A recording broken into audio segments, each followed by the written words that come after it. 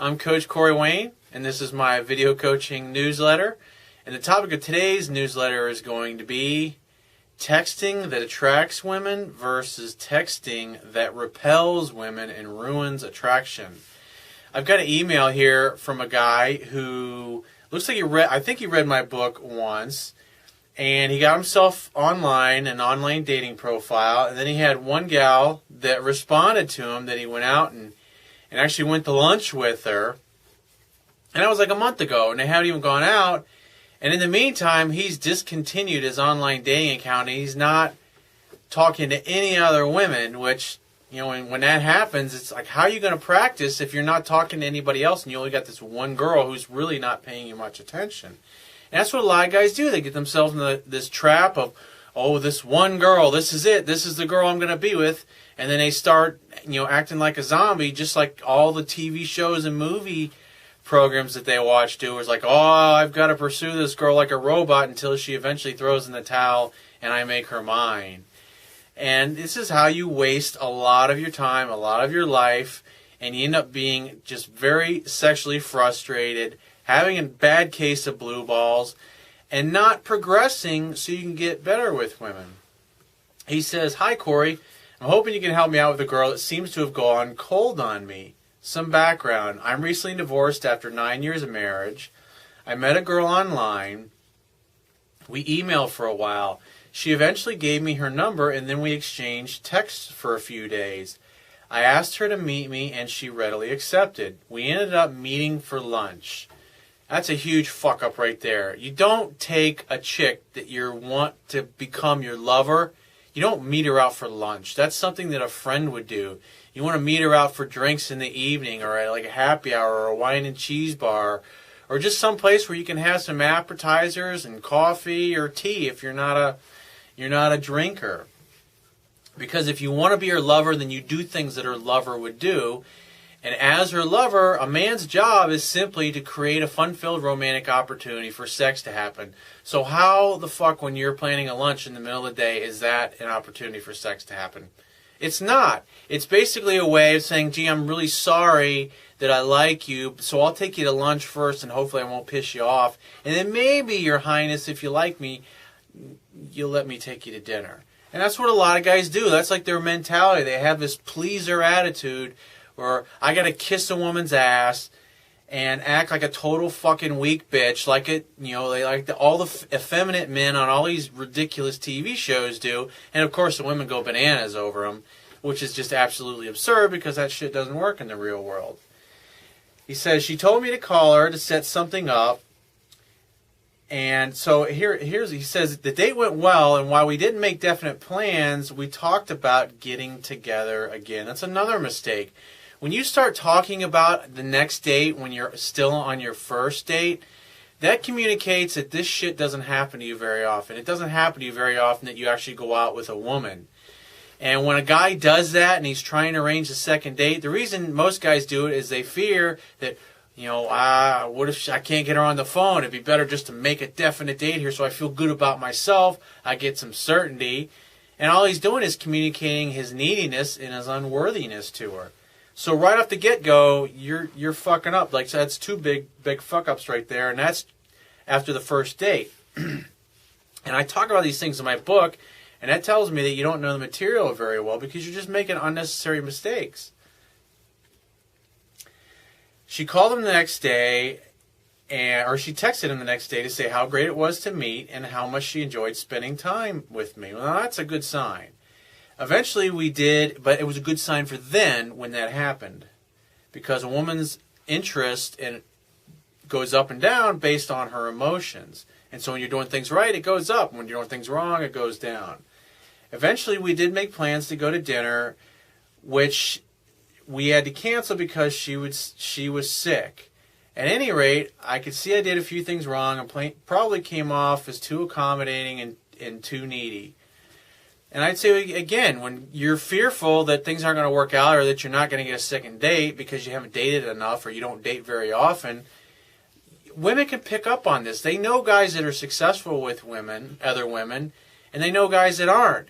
And if they start to get a hint or a perception that you're the only thing they got going on, and it's been a long time since they've been on a date, then she's going to think, you know what, this guy's not much of a catch, because obviously if there aren't other women trying to win him, then he's probably not that much, why should I be trying to win him? He said, I really didn't want to be insensitive by trying to get her to commit to a firm date when she was really sick. I also let it become too much of a texting relationship.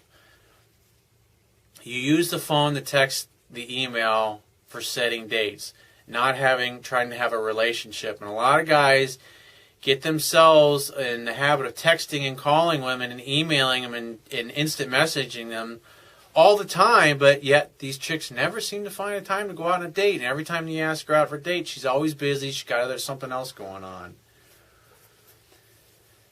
And he says, not sure, she's younger than me, 34 versus 25, and she liked texting. I know I am caught up in the one myth syndrome with her, partially because of the divorce being fairly awful, even though I was the one who ended it, and partially because it has always been my tendency prior to being married. I dumped my online membership and ignored the multiple other girls who had initiated emailing me on there after I met this girl. It's a huge fucking mistake. I mean, think about it this way. You got this one girl you're trying to land, and you're just learning this stuff, and obviously you don't even know the material very well, and so you got nobody else to practice on. And so when you're not talking to this girl, there's nobody else that you can practice on and make mistakes with that's going to help you get better. And so this dramatically reduces the chances of not only having success with her, but any other woman in general, because you've basically taken yourself off the market, and now your whole personal life is on hold for this one girl that you went out and you had a nice, friendly lunch with a month ago. You gotta fucking pay attention to that shit. You just can't ignore those things like they're not happening. Partially because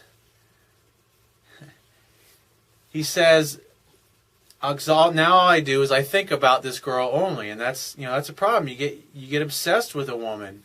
I think I still deal with confidence issues from when I was younger, even though I have no trouble getting attractive girls to at least go out with me.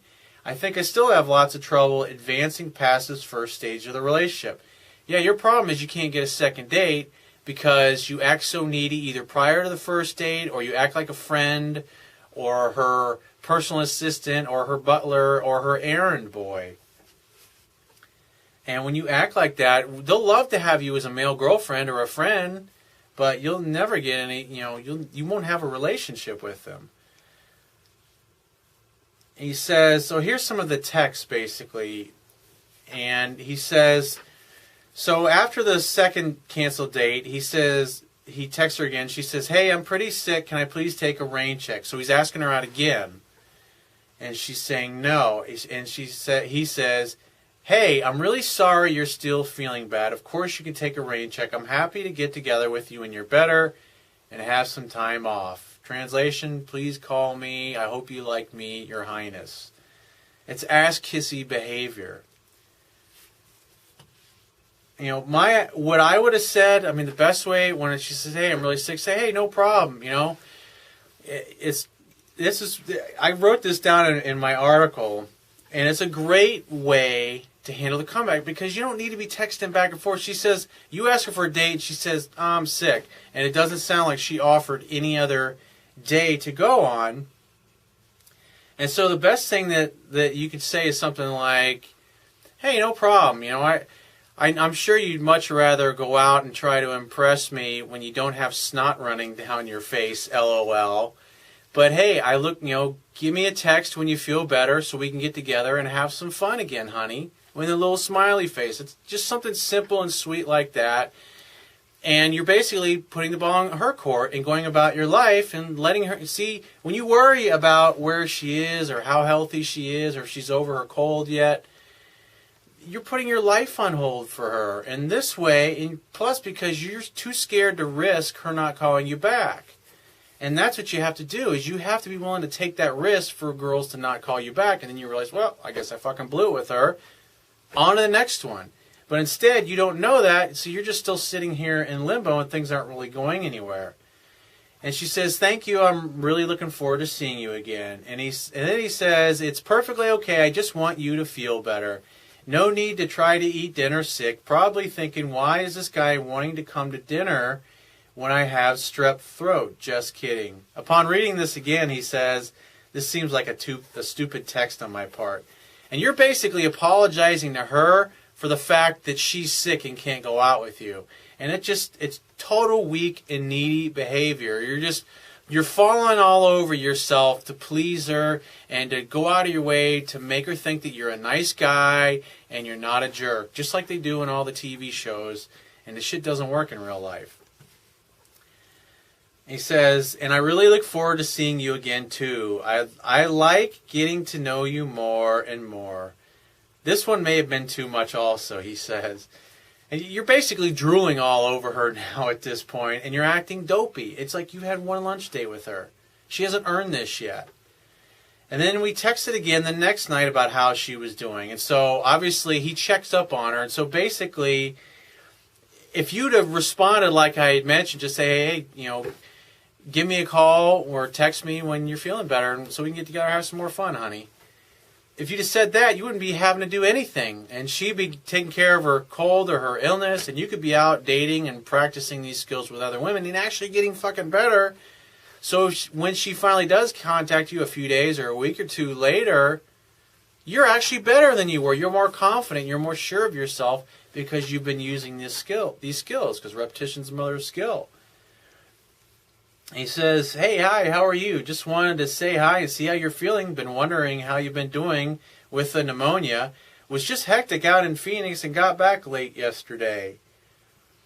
And she says, oh, I figured I didn't want to bother you. It's my first night back at work. In other words, what she's saying is, I didn't want to bother you. And when she says, I didn't want to bother you, in other words, she was saying, I really had no desire or intention to call you. And that's basically what you're communicating. You didn't give her any time, obviously, to get better or for her feelings to go up. I'm fatigued, but my trainee is handling most of my work. How are you? And he says, yeah, was wondering if you were back at work. Has your asthma been acting up, being sick? I'm doing okay. Glad to be back at home. It was too damn hot out there. Pretty sure I was close to heat stroke. And love is playful and fun. It's not serious. And you're basically acting like her doctor, like you're checking up on her. But what you're really doing is you're contacting her. You're just like fucking waiting to spring another date opportunity on her the instant you feel that she's better. But what's happening is you're constantly texting her every day. Are you better yet? Are you better yet? Are you better yet? That's basically what's going on. And that's not helping your case, dude. It's making you look weak and needy. He says, that was last Thursday, and she never responded to the last text. And that should tell you something. That should tell you exactly where her level of interest is in you. And it's really low. And so what you should do now at this point, nothing at all. You should wait for this. You've done enough. You contacted this girl excessively so much, you might have turned her off completely. And so the only thing you can do is walk away. You need to reactivate your dating profile.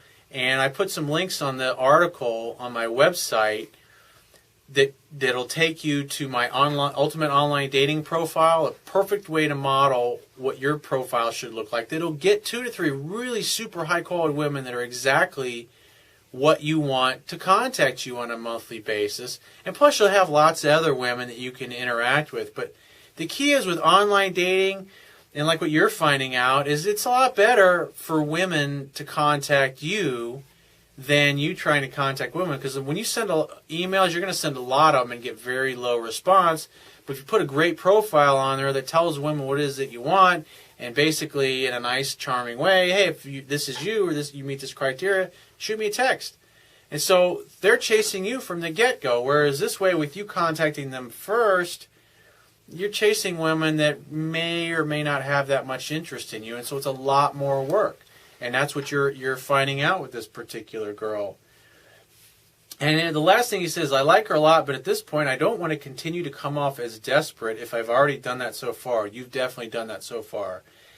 I thought about calling her and directly asking her out, but not feeling her interest due to the lack of contact. And it's like, see? your spidey sense, your intuition is saying, man, I've already done enough, I should probably back off. And you got to learn to listen to that voice and learn to trust that voice, because there's wisdom in it, and it's telling you've already done enough. Just wait for her to contact you. When she does, make a definite date in the evening to get together someplace. And then have 2 or 3 other places that are close by that you can take her to afterwards, like a wine and cheese bar, or maybe a place to play pool or throw darts. Someplace, or miniature golf or whatever. Someplace where you can go and interact with each other physically. Have plenty of time to sit and talk face to face, have a great date, and then, just like I talk about, create a romantic opportunity for sex to happen.